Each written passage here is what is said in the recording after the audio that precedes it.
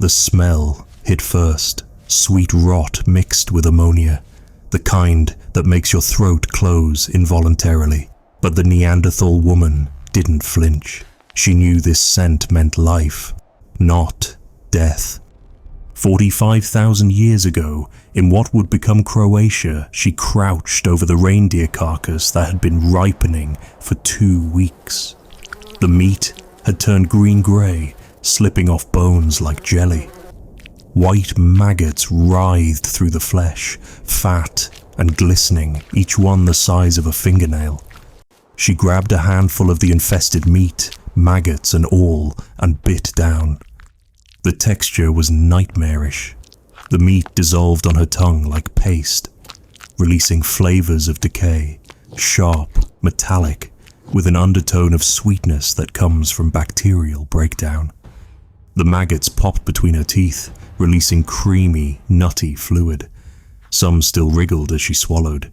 This wasn't desperation, this was strategy. Her body craved fat, but eating only lean meat would kill her, a condition we now call protein poisoning or rabbit starvation.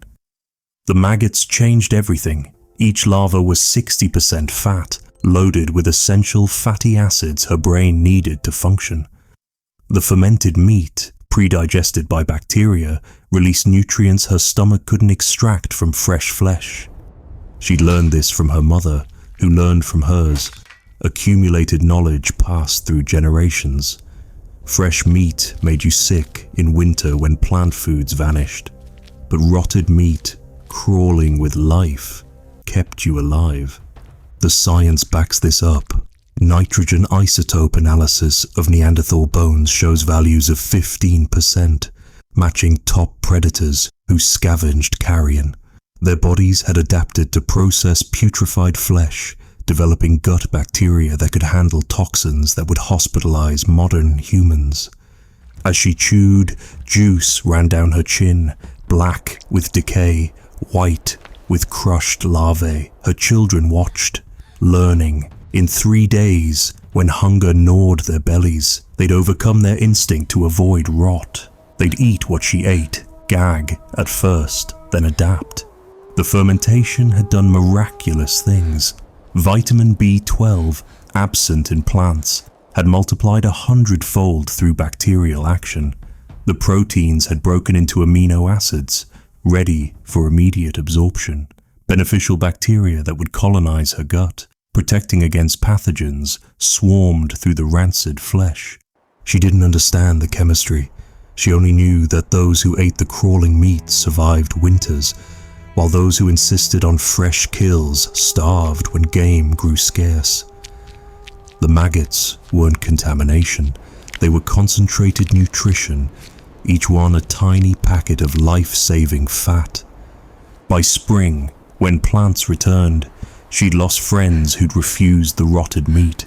Their bodies couldn't process enough calories from lean game. But she survived. Her children survived. Because she understood a truth that would horrify modern humans. Sometimes disgusting is the difference between death and tomorrow. The reindeer carcass would feed them for another week, growing more putrid, more valuable. Every maggot that hatched was another calorie, another day of life, another chance to pass on genes that could stomach the unstomachable. The sound echoed across the savannah, crack, then sucking, desperate sucking, as the Homo erectus male pressed his lips to the split elephant bone, drawing out marrow that gleamed yellow-pink in the African sun. 1.5 million years ago, Olduvai Gorge, Tanzania, the elephant had been dead for 3 days, picked clean by lions, hyenas, vultures, nothing left but bones baking in 104-degree heat. To every other creature, this was garbage. To these early humans, it was a gold mine. The male's hands, already powerful beyond any modern humans, gripped a basketball-sized cobblestone. He raised it overhead and brought it down with practiced precision. Not too hard. That would shatter the bone into unusable fragments. Not too soft. The thick cortical bone wouldn't crack. The perfect strike. learned through generations of trial and error. Crack. The bone split lengthwise, exposing the cavity within. The marrow hadn't spoiled yet, protected by nature's perfect packaging. It oozed out like butter mixed with blood, the consistency of warm pudding. He pressed his mouth to the break, sucking hard, feeling the rich fat coat his throat. The taste was indescribable to modern palates, intensely savory, metallic from blood, sweet from glycogen, with an undertone of decay from the bone itself beginning to break down.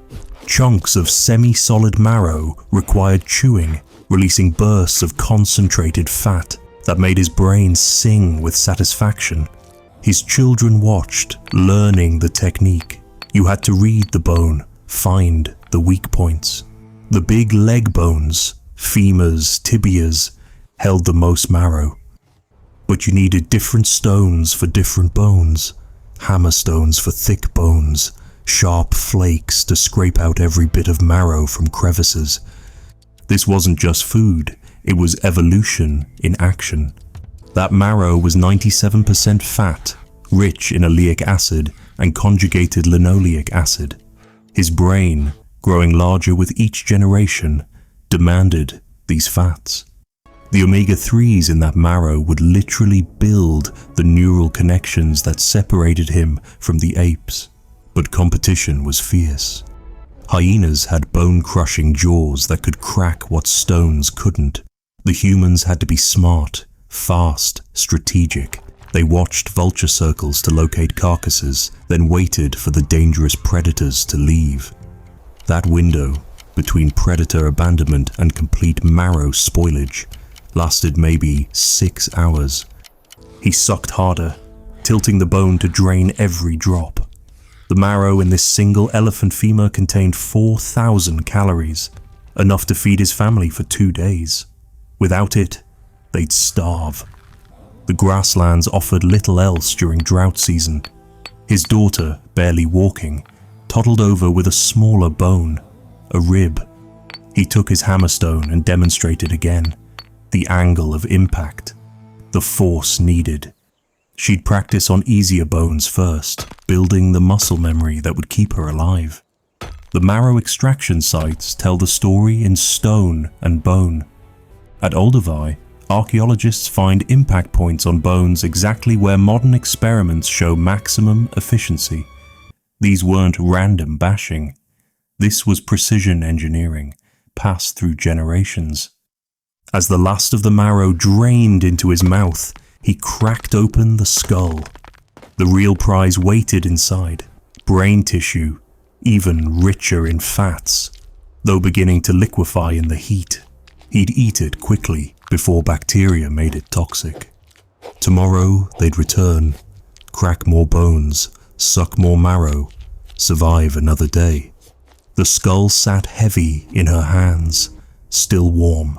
The antelope had died just minutes ago, brought down by the clan's hunters, but she wasn't interested in the meat.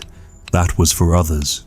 She had a different job, one that required stone tools sharp enough to slice through bone itself. 300,000 years ago, Jebel Irhoud, Morocco. She was Homo sapiens among the first of our kind, and she held in her hands the most precious food known to her people, fresh brain. With practiced movements, she placed the skull on a flat rock, positioning it perfectly.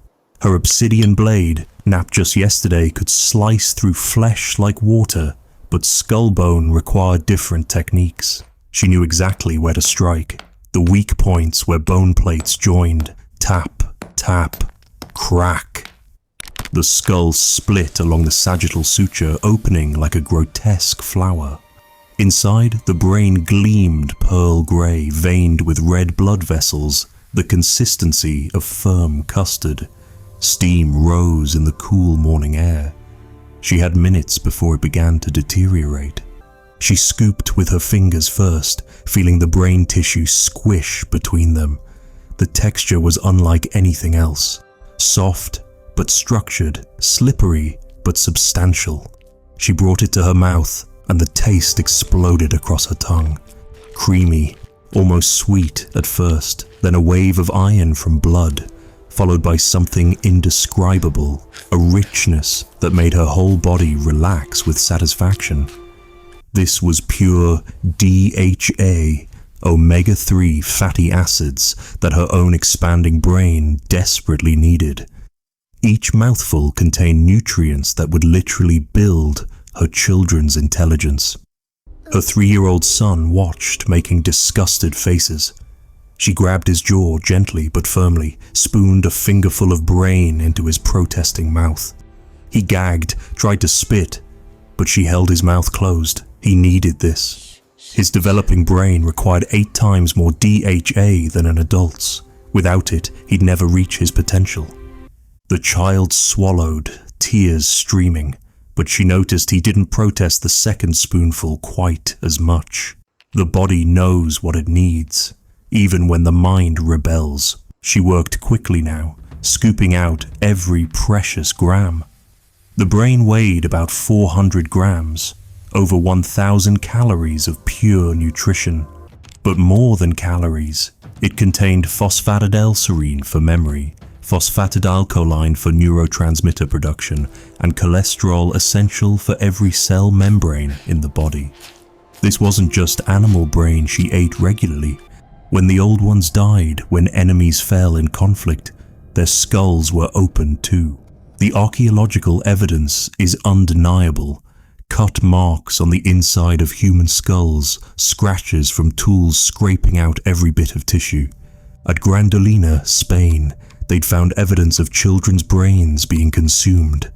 The thought made her uncomfortable even as she understood the logic. A dead child's brain could save a living one from starvation, waste nothing, survive everything. The antelope's brain was nearly gone now, just pink smears on the inside of the skull. She cracked open smaller bones, vertebrae, sucking out tiny portions of spinal cord. Another source of precious fats. Her son had stopped crying, was actually reaching for more. By the time she finished, her hands were slick with cerebrospinal fluid, her mouth coated with the distinctive fatty residue that would linger for hours. She'd consumed enough DHA to last weeks, enough to build new neural connections, enough to think more clearly than those who only ate muscle meat. Standing, she passed the empty skull to her son. Let him scrape the remnants, acquire the taste. Someday, he'd crack skulls for his own children, feeding them the substance that separated humans from beasts. The small body lay still on the cave floor, but not for long. The child, perhaps 4 years old, had died just hours ago. Disease, accident. It didn't matter now. What mattered was that 32 people needed to eat, and winter showed no signs of ending. 800,000 years ago, Atapuerca, Spain. They were Homo antecessor, neither fully human nor ape, but something between, and they were starving. The old woman who'd made these decisions before approached with her tools. She didn't hesitate. Hesitation meant weakness, and weakness meant everyone died. The child was meat now. Nothing more, nothing less. She began with the skull, using the same technique she used on deer. A precise blow to crack it open, exposing the brain, still fresh, still nutritious. The other children watched, including the dead child's siblings. They had to watch. They had to learn. The brain came out in chunks, grey-pink and glistening. She distributed it carefully. Pregnant women first, then nursing mothers, then the youngest children. The adults would wait. They could survive longer without the fats. Next came the truly disturbing part, the dismemberment. She worked mechanically, trying not to think about how this child had laughed yesterday, had played with her own grandchildren. The knife, a simple flaked stone, bit into the soft neck tissue. The cut marks would survive 800,000 years, telling future archaeologists exactly what happened here. Defleshing marks on the skull, dismemberment cuts on the joints, percussion marks where bones were cracked for marrow, identical to the marks on the deer bones in the same layer. The meat was tough, stringy. Children didn't have the fat reserves of adults, but it was protein, and protein meant survival. She separated the limbs at the joints, her movements practiced from processing hundreds of animals, except this wasn't an animal. This had been, one of them. They cooked nothing. Fire was precious, wood scarce. Everything was consumed raw, the metallic taste of human blood mixing with the gamey flavor of lean meat. Some of the group vomited at first, their bodies rejecting what their minds knew was wrong. But hunger won. Hunger always won. The bones were processed last, cracked open with hammerstones for the marrow within. Every calorie mattered. The child's small femur contained maybe 100 calories of marrow, enough to keep someone alive for another few hours. By the time they finished, nothing remained but bone fragments. These would be mixed with the deer, horse, and bear bones also found in the cave. If you didn't know what to look for, you'd never notice that some of these bones had been human. This wasn't ritual. This wasn't symbolic. The evidence is clear. Over 80 individuals processed exactly like prey animals. When times were good, they ate deer and horse. When times were bad, they ate each other. The truly horrifying detail, this continued for over 100,000 years at this site, generation after generation making the same desperate choice. Not occasionally, but regularly. Cannibalism as a sustainable practice, children raised knowing they might eat or be eaten. The old woman cleaned her tools, the same ones she'd use tomorrow on whatever protein source presented itself. Around her, the group settled for sleep, bellies fuller than they'd been in days. The dead child had saved them, had become part of them in the most literal way possible. Outside, snow continued to fall. Inside, 31 people survived another night, carrying within them the flesh of the 32nd. The boy watched his grandmother dig, her digging stick working rhythmically around the base of the ghost gum tree. She knew exactly where to probe, reading signs invisible to his young eyes. A slight discoloration in the bark, a tiny hole no bigger than a grain of sand. There. She smiled, her remaining teeth brown with age. 40,000 years ago, Central Australia. The drought had lasted 3 seasons. The kangaroos had moved on. The emu were nowhere to be found. But grandmother knew secrets the desert whispered only to those who listened across decades.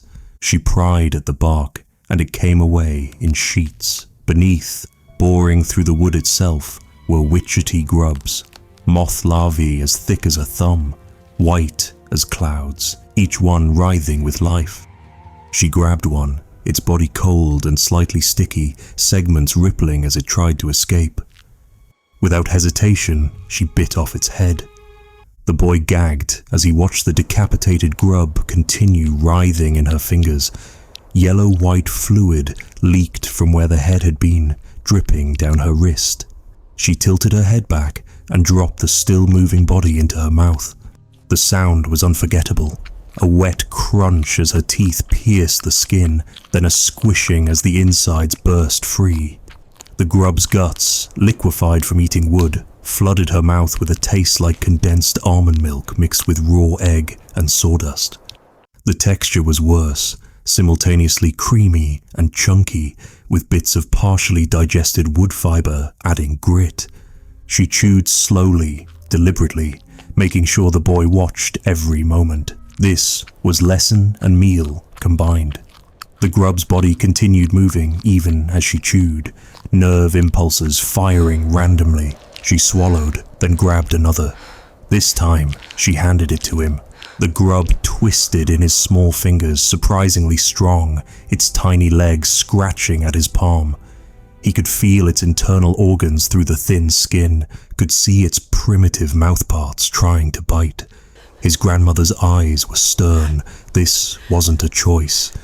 He bit down. The skin popped like a grape, but instead of sweet juice, his mouth filled with something that tasted like dirt mixed with butter. The consistency of runny scrambled eggs, but cold, with chunks of the grub's organs providing horrifying surprises of different textures. The wood pulp in its gut was bitter, making him gag. But his grandmother was right to insist. That single grub contained 245 calories, more than a handful of seeds. The protein content was 15%, all essential amino acids present. The fat content was nearly 20%, including omega-3s his developing brain desperately needed. She dug out more, filling her wooden container. Some were smaller, younger, easier to eat. Others were massive, as long as her hand, requiring multiple bites to consume. Each one writhed and twisted, alive until the moment teeth ended their existence. By afternoon, they'd collected 40 grubs. His grandmother built a small fire, threading some grubs onto sticks. When roasted, they turned golden, their skin crisping like pork crackling. The taste transformed, nutty, almost pleasant, like roasted chestnuts mixed with chicken skin. The texture became firm, less disturbing, though you could still feel the different organs as distinct pockets of flavor. But most were eaten raw, alive, their writhing a sign of freshness. Dead grubs spoiled quickly in the heat, becoming toxic. Living grubs were safe, nutritious, available when nothing else was. The boy learned to read the trees himself, to recognize the signs. By the time he was grown, he could identify 17 different edible larvae, each with its own season, its own tree, its own particular flavor of survival. Years later, teaching his own grandchildren, he'd remember that first grub, the way it moved in his mouth, the way his grandmother watched to make sure he swallowed, the way it saved his life when nothing else could. The elk hadn't even stopped twitching when she pressed her mouth to the wound. The arrow had pierced its neck, hitting the carotid perfectly. Blood pumped with each dying heartbeat, hot and metallic, flooding her mouth faster than she could swallow. 25,000 years ago, eastern Siberia. The hunting party had traveled for 6 days without a kill. Her gums bled from malnutrition, her vision blurred from anemia. She needed iron, and she needed it now. The blood was nothing like water, thick, viscous, coating her throat like warm oil. The taste was complex. Copper pennies mixed with raw meat, salt from plasma, and something almost sweet from the glucose still circulating. Each swallow delivered 3.5 grams of protein, bioavailable iron that her body would absorb within hours. Her son, weak from the same deficiency, crawled to join her. Together they drank directly from the fountain of life. Their faces quickly painted red. The blood cooled rapidly in the -20-degree air, congealing on their lips, freezing in their hair. They didn't care. Behind them, the other hunters began processing the carcass, but she and her son continued drinking. Fresh blood was medicine. It would cure their anemia within days, restore their energy within hours. The liquid contained everything their bodies screamed for: iron, B vitamins, sodium, and complete proteins already broken down for immediate absorption. She cupped her hands beneath the flow, catching blood that was already thickening, forming jellied clots. These she ate like soup, the texture like iron-flavored gelatin, sliding down her throat in chunks, her stomach empty for days, cramped at the sudden richness. The elder women knew to harvest blood properly. They used cleaned bladders as containers, adding salt to prevent complete coagulation. This blood would be mixed with fat and berries, forming blood pudding that could last weeks. But fresh blood, still warm, still alive with nutrients, was the most powerful. Her son's nose began bleeding, a sign his body was already responding, blood pressure rising from the sudden iron influx. She wiped it with her sleeve, already stiff with frozen elk blood. He looked stronger already, the grey pallor leaving his skin. Other children were brought forward. Some drank eagerly, having learned the connection between blood and strength. Others gagged, vomited, had to be forced. One mother held her daughter's nose, pouring blood down her throat while the child thrashed. Cruel, but crueler to let her die from anemia. The blood flow slowed as the heart finally stopped. She sucked harder, drawing the last drops from the wound.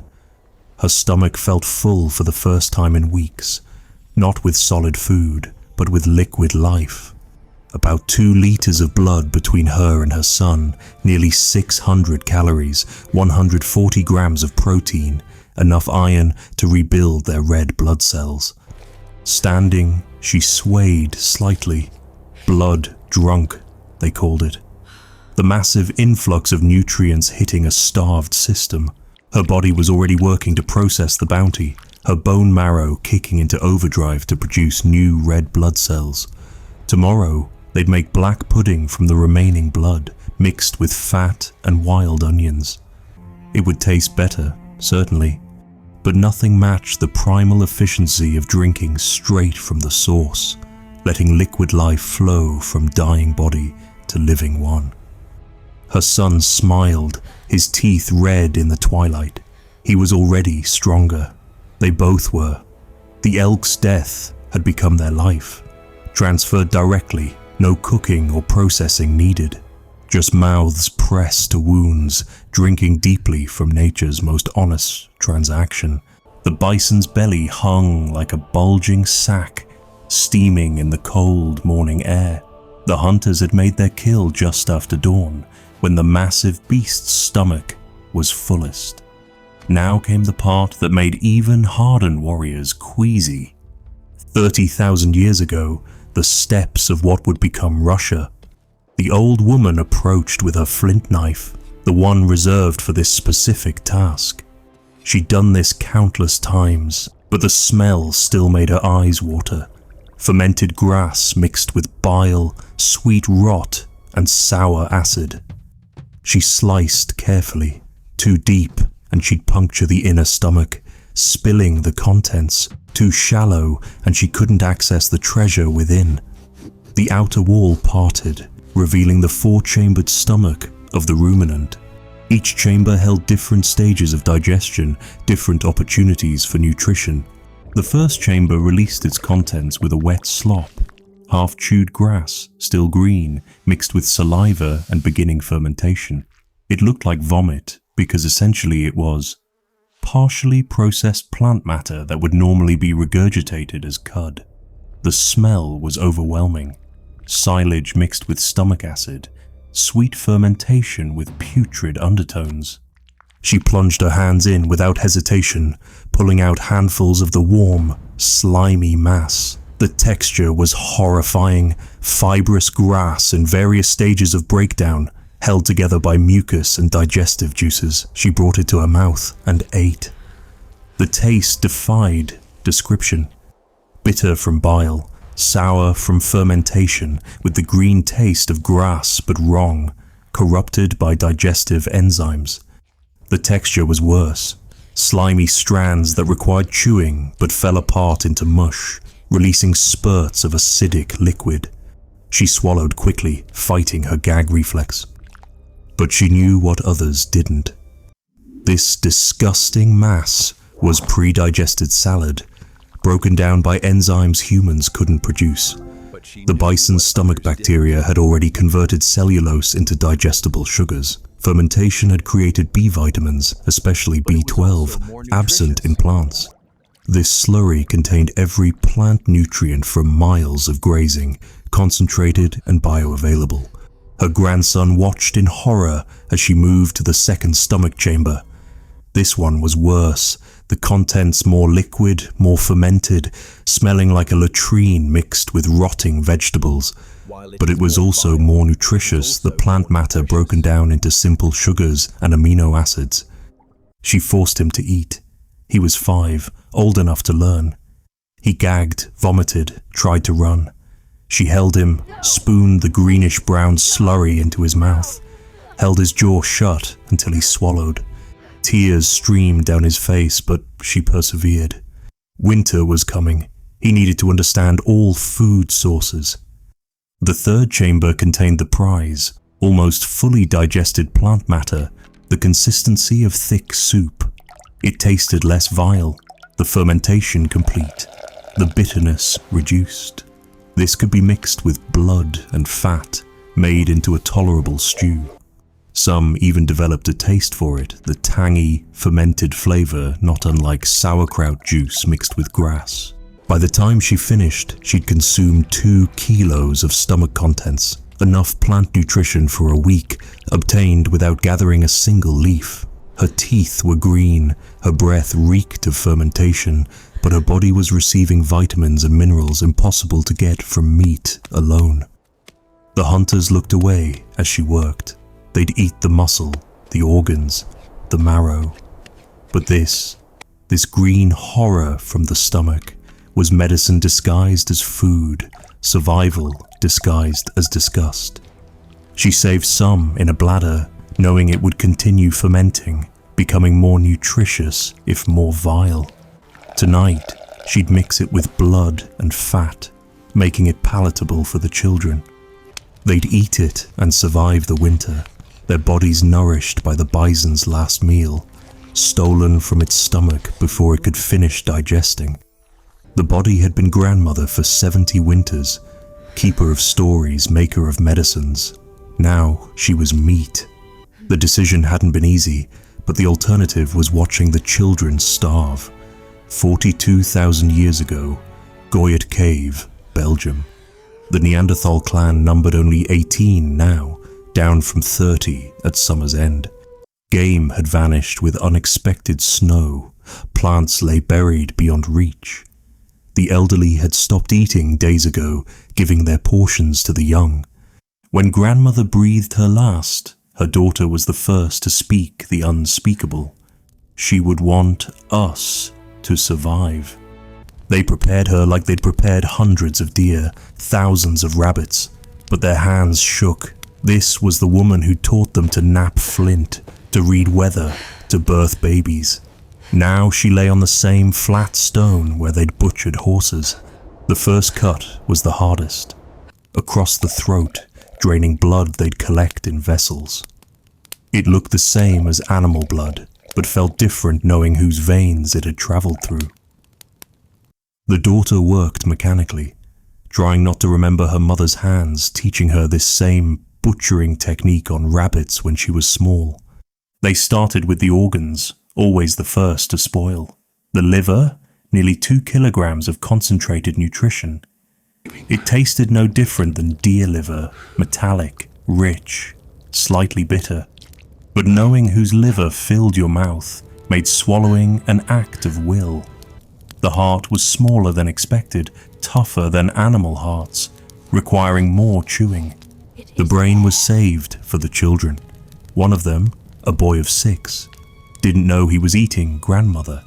The adults told him it was bare. He needed the fats, the proteins, the calories. He needed to not have nightmares about consuming someone who'd sung him to sleep. They worked through the night, removing flesh from bones with practiced efficiency.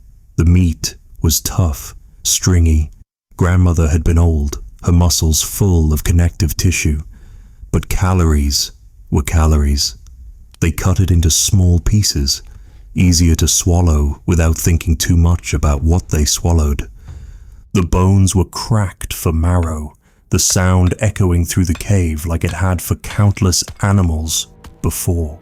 But this echo felt different, sacrilegious. The marrow was the same yellow-pink fat, the same life-saving nutrition, but extracted from bones that had carried grandmother through 7 decades of life. Her granddaughter, old enough to understand, refused to eat at first, but after 2 days watching others gain strength while she weakened, hunger won. She ate a piece of thigh muscle, the same thigh that had carried grandmother on berry-picking walks.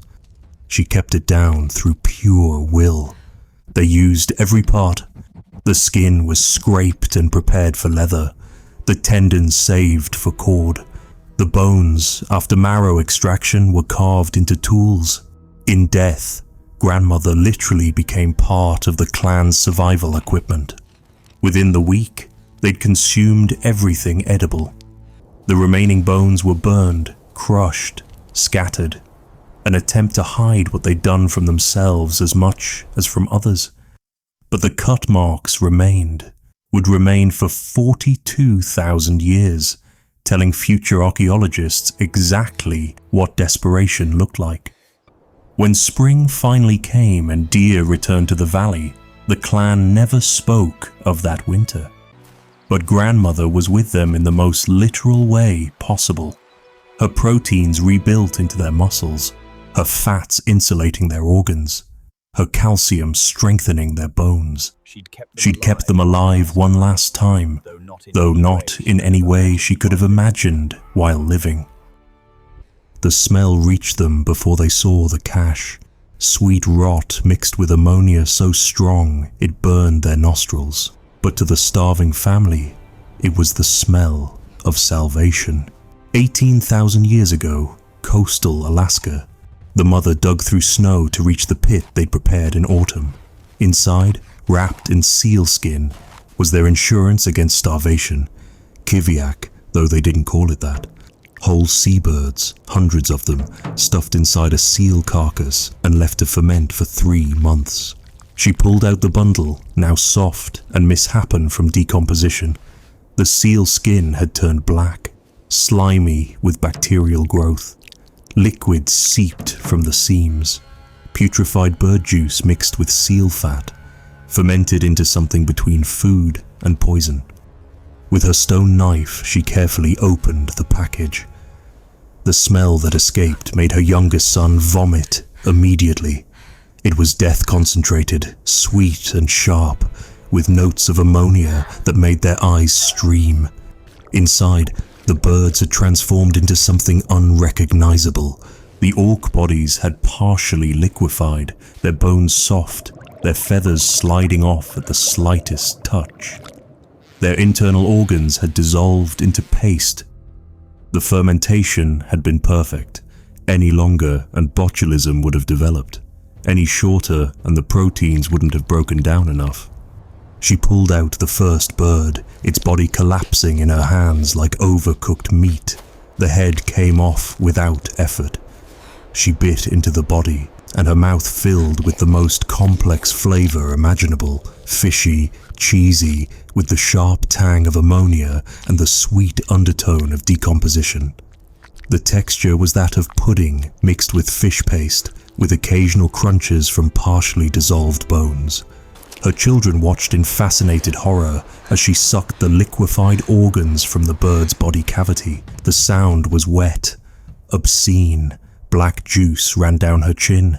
She grabbed another bird, this one so decomposed it was essentially a bag of liquid held together by skin. This time she handed it to her eldest daughter, who knew what was coming. The girl bit through the neck, and putrefied organ fluid flooded her mouth. She gagged but didn't vomit. She'd learned that lesson in previous winters.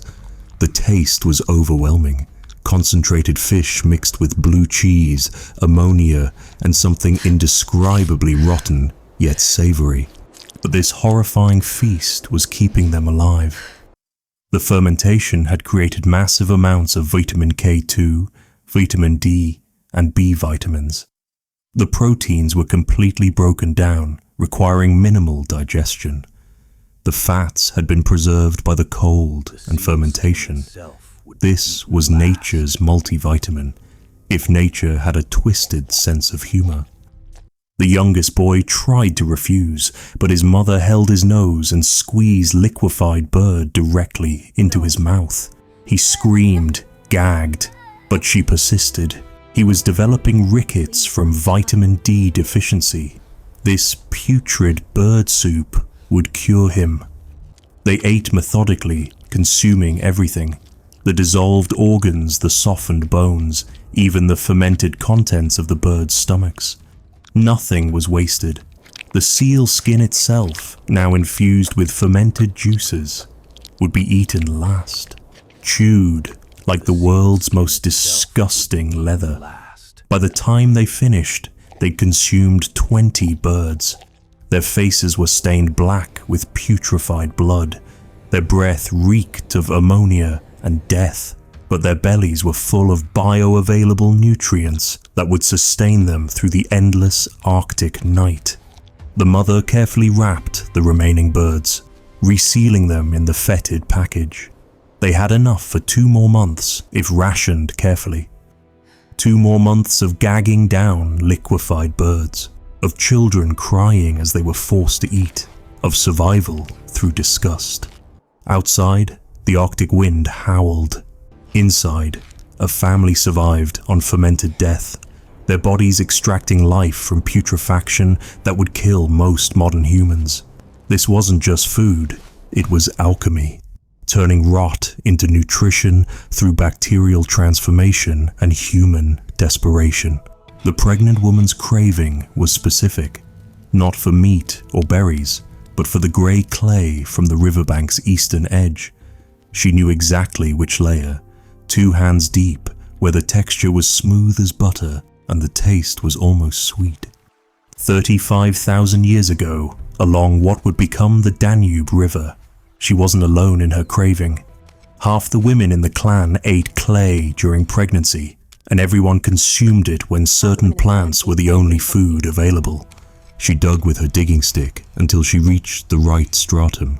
This clay was special, kaolin rich, with a blue-grey color that marked its purity. She pulled out a handful, rolling it between her fingers to test consistency. Perfect. No grit, no contamination, just smooth mineral richness. Without hesitation, she bit into the raw clay. It coated her mouth with an earthy mineral taste, like licking rocks after rain but more intense. The texture was smooth but sticky, clinging to her teeth and tongue. As she chewed, it became paste-like, requiring effort to swallow. The clay scraped down her throat, leaving a coating that would last hours. This was the point. The clay would line her stomach and intestines, binding to toxins from the bitter roots they'd been eating. Without the clay, those roots caused violent cramps and diarrhea. With it, they became tolerable food. Her morning sickness, constant for weeks, eased within minutes of eating clay. The kaolin absorbed excess stomach acid, settled nausea, and provided calcium for her developing baby. She'd learned this from her mother, who learned from hers, generational knowledge of which earth could be eaten and which would kill. Her son watched, making a face. "Why eat dirt, mother?" She made him taste it. The boy gagged at the texture, gritty, sticky, coating his entire mouth with mineral residue. It tasted like the earth smelled after rain, concentrated and wrong for eating. But she insisted he swallow. "When the bitter roots are all we have," she explained, "the clay lets us eat them. When your belly hurts from bad meat, clay fixes it. When there's no salt, certain clays give us what we need." The clan had mapped clay sources like they mapped game trails. The white clay near the mountain, good for stomach problems. The red clay by the southern rocks, rich in iron, eaten by women during their blood times. The yellow clay that formed after spring floods, mixed with water for children's diarrhea. She filled her carrying pouch with the grey clay, knowing others would want some. The elderly woman with joint pain would mix it with fat and rub it on her knees. The hunter with persistent stomach problems would eat a small ball daily. The nursing mothers would consume it to increase their milk. But there was a darker use. When starvation threatened, when they'd eaten all the questionable plants and spoiled meat they could find, clay became food itself. It filled the belly, stopped hunger pangs, provided minerals. People could survive weeks eating primarily clay, though they grew weaker daily. It was the last food before death. the earth itself becoming sustenance. Some never stopped craving it. She knew elders who ate clay daily, addicted to the mineral taste and the way it made them feel. Their teeth were worn to nubs from the grit, their intestines sometimes blocked from too much consumption, but they claimed it kept them healthy, and who could argue with someone who'd survived 8 decades? She ate another handful, this time mixing it with water to make it easier to swallow. The slurry went down like liquid concrete, heavy and coating. Her baby kicked, perhaps responding to the sudden mineral influx. Tomorrow, she'd teach her daughter which clays were safe, which were medicine, which were food. It was knowledge as vital as hunting or fire-making, knowing when and how to eat the earth itself. The deer's liver was riddled with white cysts, each one pulsing with barely visible movement. Any modern human would have thrown it away in disgust, but the hunter simply cut around the worst parts and bit into the infected organ. 28,000 years ago, Central Europe. Parasites were not enemies but uninvited dinner guests. You ate them because you had to eat their hosts. The liver flukes inside the cysts were still alive, tiny leaf-shaped worms that would normally infect the deer's bile ducts. As he chewed, some burst between his teeth, releasing bitter fluid that tasted like concentrated bile mixed with rot. Others he swallowed whole, feeling them wiggle down his throat. His own body was already a parasite hotel. Roundworms in his intestines competed for nutrients, pinworms that made his anus itch at night, tapeworm segments that occasionally appeared in his feces, white and rice-like, still moving. He'd had them all since childhood, everyone did. The infected liver wasn't an isolated horror. The deer's muscles contained cysts too, Trichinella spiralis larvae coiled and waiting. Cooking might kill them, but fire was precious and wood scarce. He ate the meat raw, knowing the parasites would join the ecosystem already thriving in his gut. His daughter, watching him process the deer, pointed at the intestines. They were bloated, clearly infected with something. He squeezed them, and a mass of worms spilled out. Ascarids, each as thick as a finger, some over a foot long. They writhed in the snow, seeking warmth that no longer existed. Rather than discard the intestines, he turned them inside out, scraping off the worst of the worm mass. The intestinal walls were still nutritious, even if they'd been home to parasites. He'd eat them later, boiled if possible, raw if necessary. The calories mattered more than the contamination. His wife was processing the deer's brain, finding it too was infected.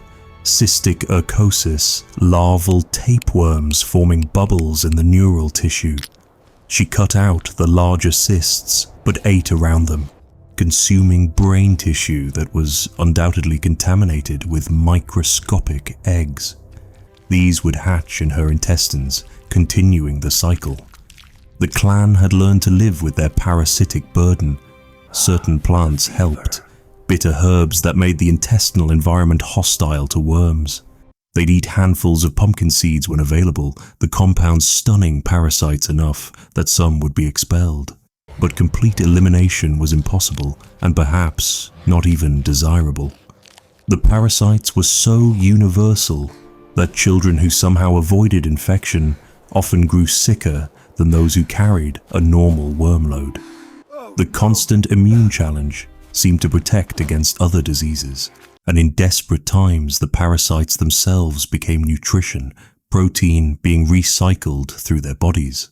The hunter's grandfather told stories of the truly desperate times when they'd eaten the wolves' kills, meat so infected with parasites you could see it moving. They'd consumed it anyway, adding the wolves' parasitic burden to their own. Some died from the overwhelming infection, others adapted, their immune systems learning to manage ever-increasing populations of internal guests. He finished butchering, his hands covered in blood and invisible eggs, cysts and larvae. He'd wash them in snow, but it wouldn't matter. The parasites would find their way inside regardless, through food, water, or simple contact with contaminated surfaces. That night, his belly cramped as new parasites established themselves, competing with existing populations for intestinal real estate. He'd have diarrhea for days as his body adjusted to the new load. But he'd also have meat in his belly, calories for warmth, protein for survival.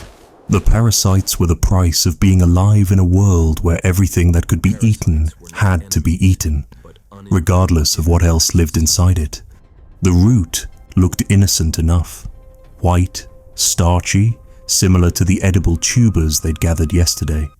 But the woman preparing it knew that eating it raw would mean convulsions, foaming mouth, and death within hours. Yet they would eat it tonight. 22,000 years ago, near what would become the Black Sea, the clan had found a patch of water hemlock growing near the marsh. Deadly poisonous, but also calories when nothing else grew in the frozen ground. She learned the process from her grandmother, who'd learned it from hers, a technique passed down through desperate winters when toxic plants were the only plants. First, slice the roots paper thin. The poison concentrated in thick pieces, but thin slices could be leached. She arranged the slices in a basket woven specifically for this purpose. Gaps small enough to hold the root, but large enough for water to flow through. This basket had processed dozens of toxic meals, saving and taking lives in equal measure depending on the skill of the preparer. Into the frozen stream went the basket, weighted with rocks. The current would wash over the roots for 3 days, gradually leaching out the sicutoxin. Too short, and the poison remained. Too long, and the roots would rot or be eaten by fish. The timing was everything. While waiting, she prepared other questionable plants, bitter acorns full of tannins that would destroy your kidneys if not processed. She ground them into flour, mixed with water into a paste, then buried it in sand near the fire. The heat and sand would slowly neutralize the tannins, making the acorns edible but never pleasant. Her daughter brought bracken fern fiddleheads, young and tightly coiled. These contained petaquilicide, a carcinogen that caused stomach tumors. But if you boiled them 3 times, discarding the water each time, they became edible. The clan's elders often died with tumorous bellies, but that was a problem for decades hence. Today's problem was starvation. The truly desperate food was the cycad seeds her son had found. Beautiful, orange-red, looking like large nuts. But they contained psychosin, a toxin that caused paralysis and death. Processing them required weeks. Crushing, soaking, fermenting, washing, drying, washing again. One mistake and whoever ate them would die shaking and blind. She'd made that mistake once, years ago. Her youngest son had paid the price, dying slowly over 3 days as his nervous system shut down. She'd refined the process since, but the memory haunted every batch she prepared. Some plants they ate despite knowing they were toxic, accepting the damage as the price of calories. The wild parsnips that caused severe burns when their juice touched skin in sunlight. They ate them anyway, careful to wipe their mouths, staying in shadows until the compounds metabolized. The mushrooms were the worst gamble. She knew 7 edible species with certainty, but in desperate times they tried others. Small tastes first, waiting hours for reactions, then larger portions if no one got sick. They'd lost 3 clan members to misidentified mushrooms over the years, but found 2 new edible species through these fatal experiments. After 3 days, she retrieved the hemlock roots from the stream. They looked unchanged, but were hopefully defanged. She tasted a tiny piece, still bitter, but not the electric, numbing bitter of active poison. She waited an hour, no symptoms. Fed a small piece to the dog they kept for such tests. It survived. That night, the clan ate processed death, hemlock root, Leached acorns and thrice boiled ferns. Everything tasted wrong, bitter despite processing, carrying undertones of danger. But bellies were filled, and everyone woke the next morning. Except the elder who'd prepared his own portion, too confident after decades of experience. He'd underprocessed his hemlock, probably rushing in hunger. He died at dawn, foam on his lips, his body rigid with convulsions. They buried him quickly and ate his share of the processed roots. Waste nothing, not even deadly plants made barely safe through desperate chemistry. The shoes had carried him through 7 winters, but now they would carry him through one more night, from the inside. He held the leather moccasins over the fire, softening them, the smell of burning hair and old sweat filling the shelter. 19,000 years ago, the coldest part of the last glacial maximum, the clan hadn't seen game in 20 days. They'd eaten the dogs 4 days ago. Now came the leather. He scraped the charred hair from the hide, then cut it into small pieces with his last sharp flint. Leather was technically food, processed animal skin, protein locked in collagen fibers. But it was food that required more calories to digest than it provided, unless you knew the secret.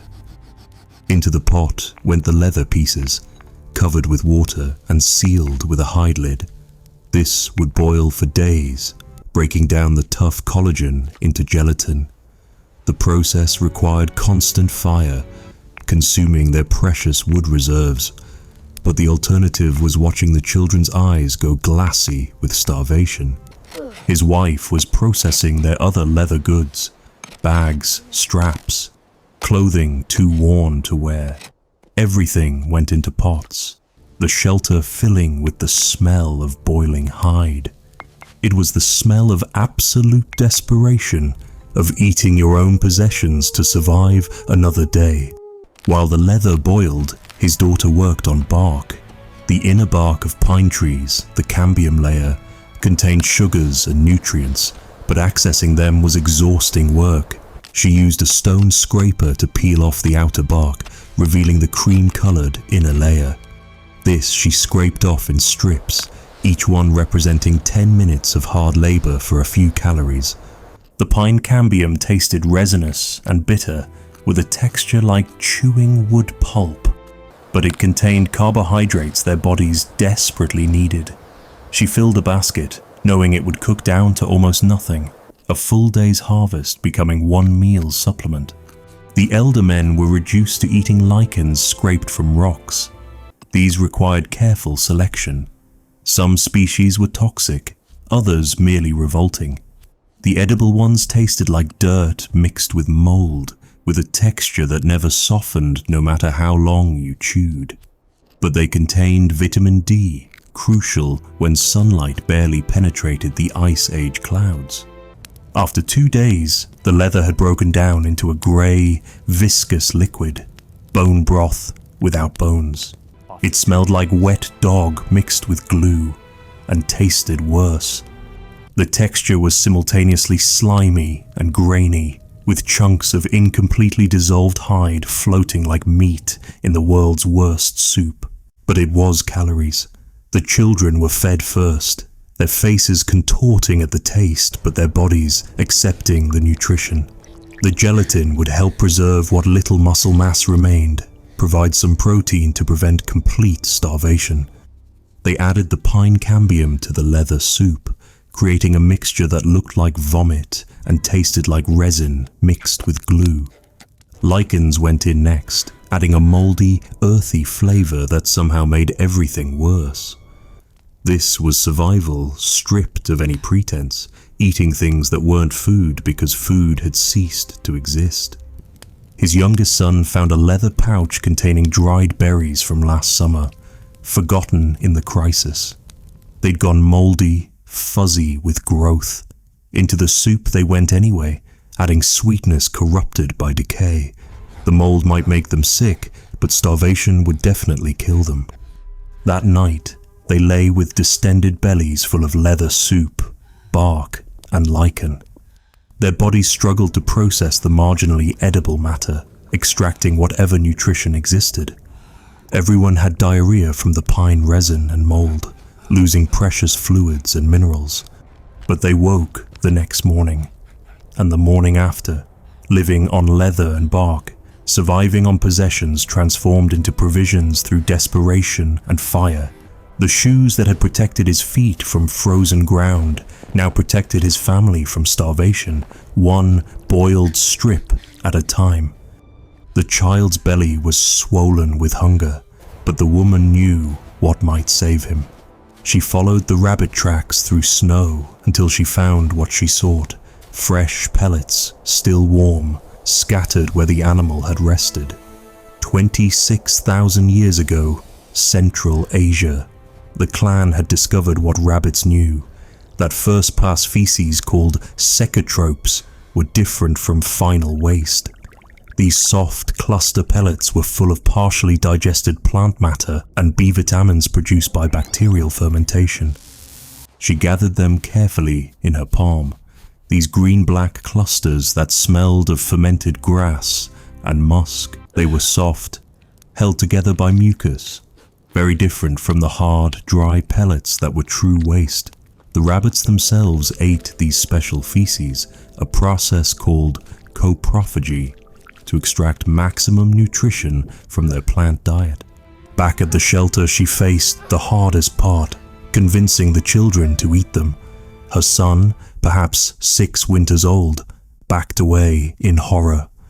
But she was insistent. No. She placed a cluster in her own mouth first, demonstrating. The taste was indescribable, intensely vegetal, like concentrated grass juice mixed with bile and fermentation. The texture was paste-like, breaking apart into grainy plant matter that had been partially broken down by rabbit digestion. It coated the mouth with a film that tasted of earth and animal musk. But she knew what the shamans knew. These pellets could cure certain sicknesses. Children who ate them recovered from the wasting disease that turned their hair orange. We now know this was B12 deficiency, and the secatropes were rich in bacteria-produced vitamins. The practice went beyond rabbit pellets. During the harshest famines, they discovered that the fresh dung of caribou and musk oxen, still steaming with warmth, contained partially digested lichens and plants processed into accessible nutrients. The first time had been accidental. A starving child eating snow contaminated with fresh caribou droppings. Instead of dying, the child had improved. They learned to be selective. Only fresh droppings from healthy herbivores, never from carnivores. That way led to disease and death. Never old droppings where harmful bacteria had multiplied, but fresh, warm herbivore dung was processed plant matter, pre-digested and enriched with gut bacteria. The most desperate practiced self-coprophagy. When plant foods were scarce but barely available, they would eat them, then consume their own first morning feces to recapture nutrients their bodies had failed to absorb. The practice was so shameful it was never discussed, but the evidence appeared in coprolites, fossilized human feces containing markers indicating reconsumption. She made the children eat the rabbit secatropes, holding their mouths closed until they swallowed. They gagged, cried, but she persisted. Within days, their energy improved, the orange tinge left their hair, the swelling in their bellies reduced. The clan had other fecal secrets. Bird guano from nesting sites, rich in nitrogen and phosphorus, mixed with water as a mineral supplement. Bat guano from caves, eaten in tiny amounts for its saltpeter content. Even certain insect frass, caterpillar droppings, which retained nutrients from the leaves they'd consumed. The most disturbing evidence comes from infant coprolites, showing adult fecal markers. Parents were feeding babies small amounts of their own feces, inoculating the infant's intestines with beneficial gut bacteria, a practice that modern science has only recently understood as crucial for immune development. These practices were never casual, never without disgust. Every person who ate feces did so with revulsion, fighting their own instincts. But when the choice was between disgust and death, survival overrode revolution. The woman watched her son's health improve, his energy return. The rabbit's secotropes had provided what no other food could, bacterial vitamins essential for survival. She'd fed him waste and saved his life, adding another terrible tool to humanity's desperate survival kit.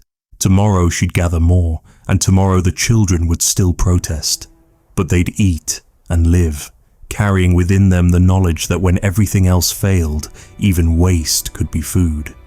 The vultures told them where to find it, circling high, then dropping in a spiral that meant something large had died. But arriving first didn't mean eating first. That privilege belonged to whoever was strongest, and humans were never strongest. 32,000 years ago, the Iberian Peninsula. The clan crept toward the carcass, a mammoth that had died in the mudflats 3 days ago. The lions had fed first, then the wolves, then the hyenas. Now it was the scavengers' turn, and humans were just another scavenger species. The smell reached them from 100 meters away. Sweet rot mixed with the musk of predator markings. Every major carnivore had claimed this carcass with urine and feces, warning others away. But warnings were luxuries the clan couldn't afford. They needed what remained on those bones. They waited in the brush, watching. 2 hyenas still gnawed at the carcass, their bone-crushing jaws working on a femur. The humans had learned to count hyenas, knowing that fewer than 4 could be driven off. More than 6 meant death. These 2 were manageable. The hunters emerged together, shouting, throwing stones, brandishing torches. The hyenas laughed, that horrible sound that wasn't really laughter, but retreated. They'd be back. Everyone knew the humans were the weakest claim holders at this feast of rot. Working frantically, they cut what meat remained. Greenish strips clinging to bones, already alive with maggots. The meat peeled off in slimy sheets, the texture of decay making it separate from bone, like overcooked fish.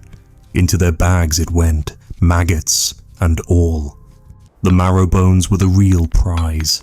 The hyenas hadn't cracked them all yet.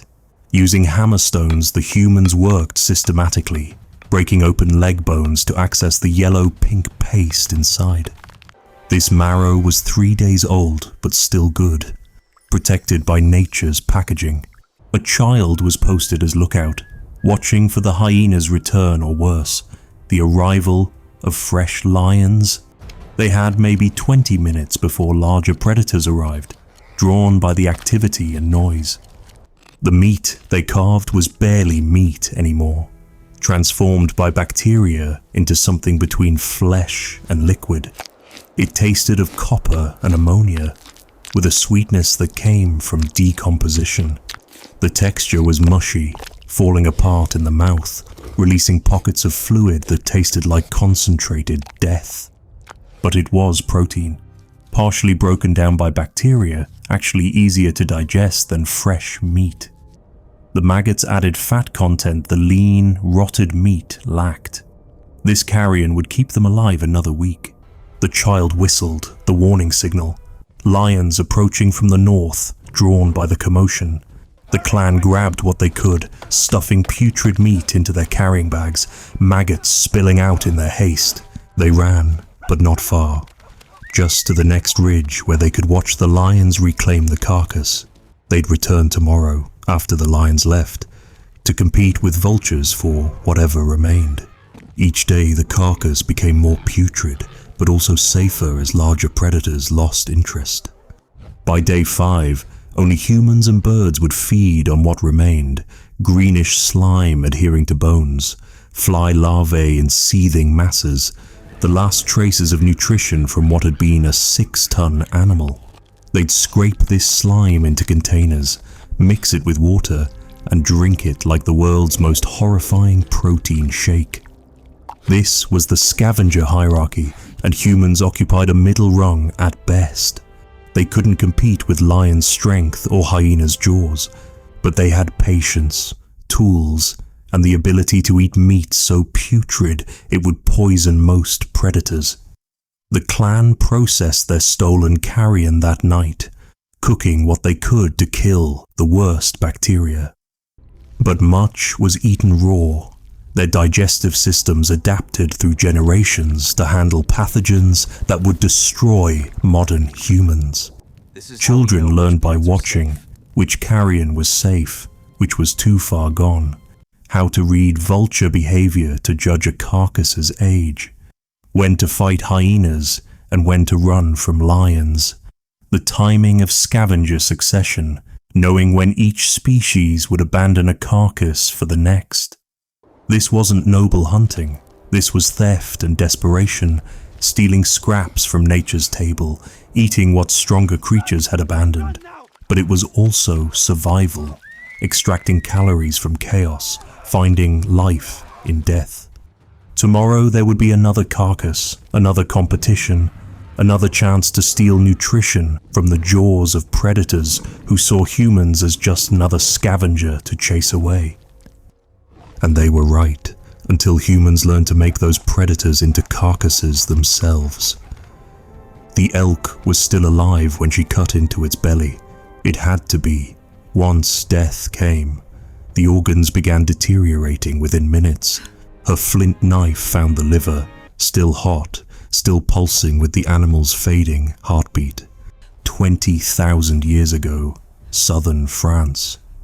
The hunting party had brought down the elk just moments ago, and now came the ritual that disgusted even hardened hunters, the organ feast that had to happen immediately. She pulled out the liver, purple red and gleaming, weighing nearly 2 kilograms. Without hesitation, she bit into it, blood and bile flooding her mouth. The taste was overwhelming, metallic from blood, bitter from bile, with an underlying richness that was almost sweet. The texture was unlike any muscle meat, soft but structured, melting on her tongue while leaving a coating that would persist for hours. This was medicine, not just food. The liver contained more vitamin A than she could get from months of other foods. B vitamins that would cure the shaking sickness. Iron that would restore strength to those weakened by blood loss.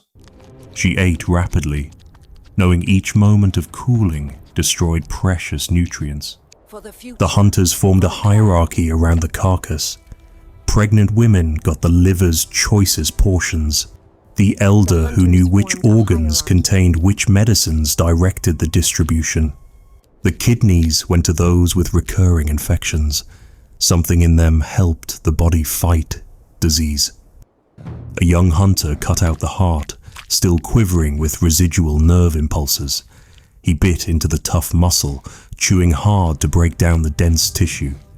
The taste was cleaner than liver, iron-rich, but without the bitter edge. The blood that spurted with each bite was thick, almost black, coating his face like war paint.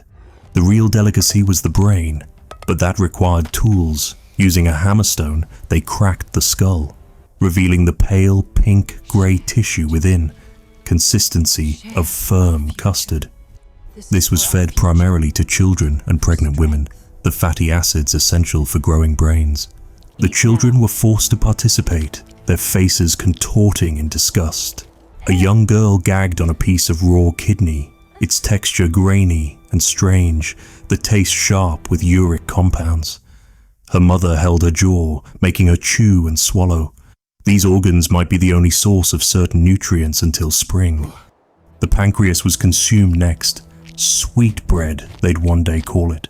Raw. It had a creamy texture but left a strange aftertaste, almost metallic. It was full of enzymes that aided digestion, though they didn't understand the science. Only that those who ate it had fewer stomach troubles. The most devoted consumed the adrenal glands, tiny organs atop the kidneys. These contained compounds that gave energy and alertness, natural stimulants that hunters prized before difficult travels. The taste was intensely bitter, almost medicinal, requiring determination to swallow. Even the lungs found use. Though mostly air sacs, they contained surfactant proteins and other compounds. They were chewy, almost impossible to break down, with a texture like foam mixed with membrane. The taste was mild, but the texture so disturbing that only the desperately hungry could manage it. The eyeballs went to the eldest grandmother, who sucked out the vitreous humor, the jelly inside, which was nearly pure vitamin C. In a world without fruits for months, this disgusting jelly prevented scurvy. The spleen, purple and spongy, was eaten by warriors before battle. They believed it gave courage, though the iron content probably just helped with oxygen transport. Raw, it had a texture like blood-soaked sponge, almost impossible to chew, more sucked than eaten. Within an hour of the kill, all organs had been consumed.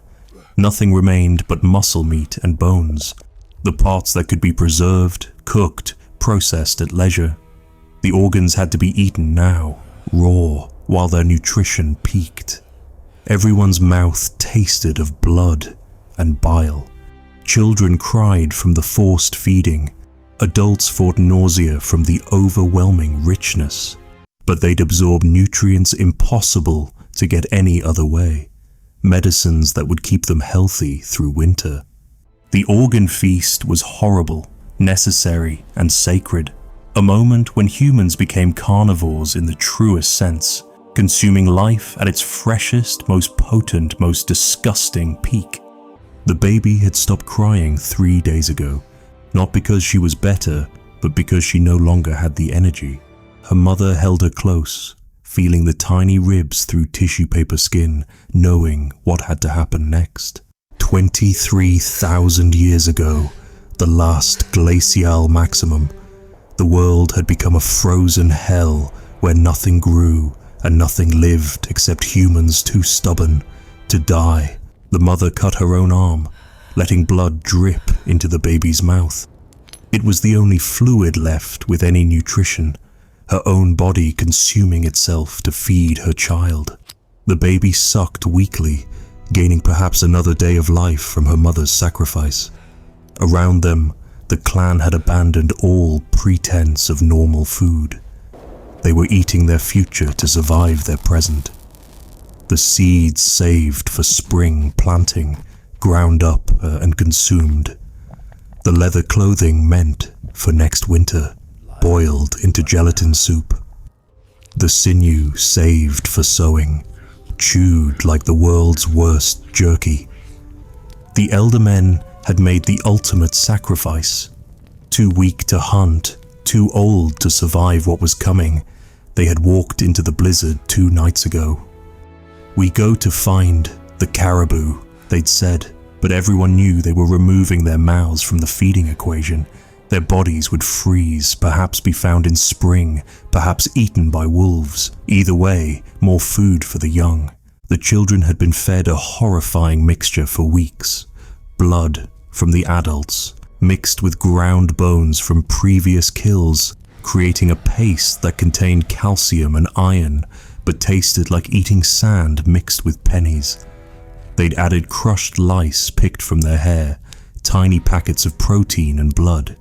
Even the leather lashings from their tools went into the pot. One woman had discovered that the rawhide strips used for snowshoes, when boiled long enough, produced a thick liquid that could keep someone alive for days. It required their last precious wood, but fire was life, and life was running out. They'd eaten the unthinkable, the moss that caribou ate, pulled from frozen ground, bitter and impossible to digest but filling the belly.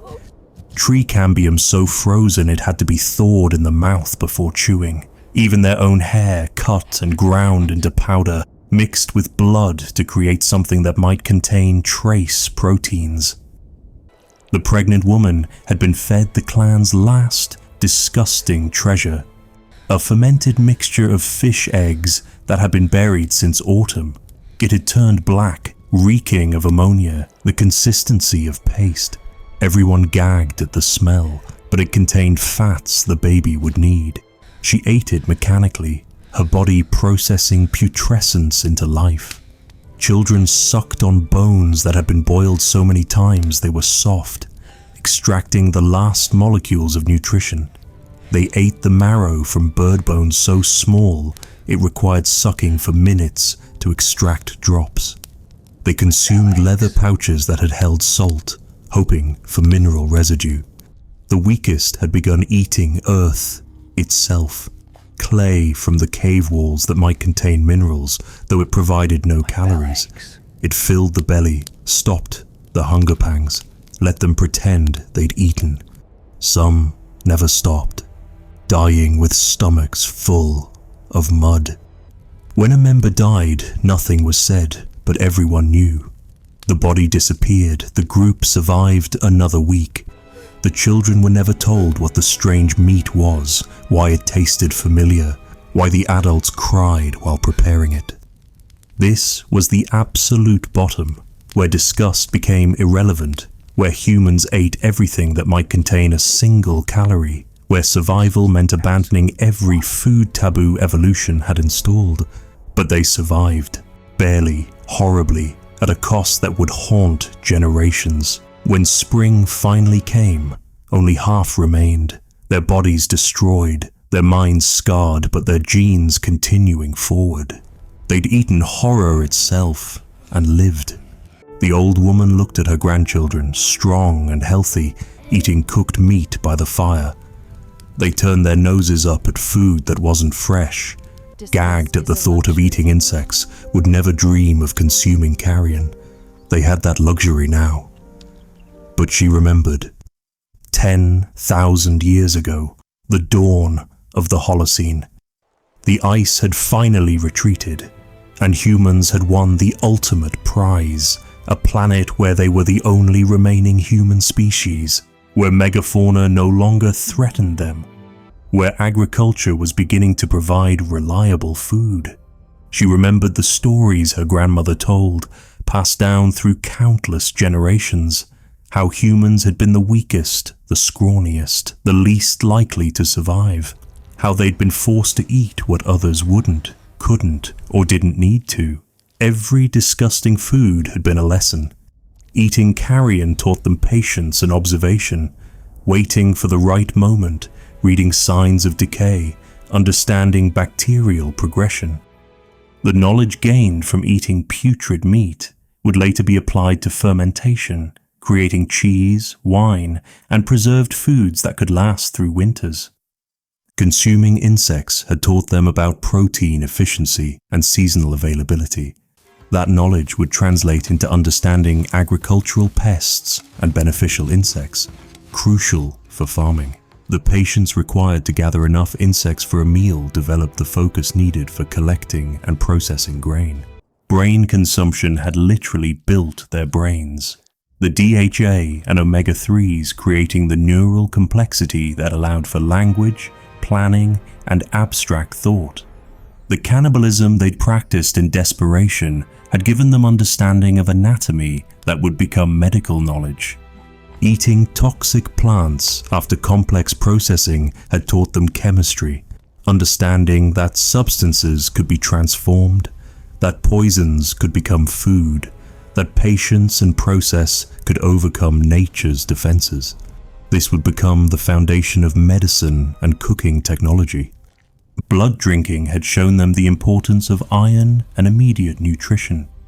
That understanding would lead to dietary knowledge, to knowing which foods cured which deficiencies, to the earliest human medicine. Even the parasites had served a purpose. The constant immune challenges had strengthened their resistance, created genetic variations that protected against diseases. The disgusting had made them resilient. She watched her grandchildren refuse perfectly good food because it had touched the ground, and she almost laughed.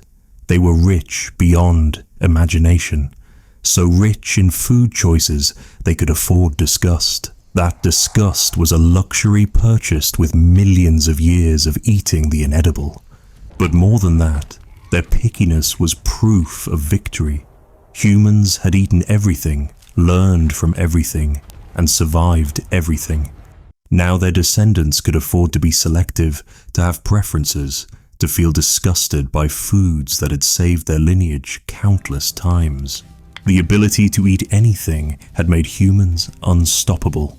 When climate changed, they adapted their diet. When prey went extinct, they found alternatives. When plants were toxic, they learned to process them. When nothing else remained, they ate each other and lived with the guilt. Every human alive carried the genetic legacy of ancestors who had eaten maggots and survived, who had drunk blood and thrived, who had consumed their own dead and continued forward. The disgusting hadn't just fed them, it had shaped them, taught them, evolved them into the dominant species. She bit into her cooked, seasoned, plant-garnished meal, a feast unimaginable to her ancestors. Every spice was a plant that might once have been toxic. Every cooking technique descended from desperate processing of inedible materials. Every food preference carved from millions of meals of utter disgust. Humans hadn't conquered the planet through strength or speed or natural weapons. They'd done it by eating what no one else would eat, learning what no one else would learn, surviving what no one else would survive. They'd eaten their way to dominance, one disgusting meal at a time. The old woman smiled, remembering the stories, keeping the knowledge alive. Someday, perhaps, it might be needed again, because the one thing humans had learned above all else was this: when survival is at stake, disgust is a luxury no one can afford. And that willingness to abandon disgust, to eat the unthinkable, to consume the impossible, that was humanity's greatest and most terrible gift. Every human alive carried the genetic legacy.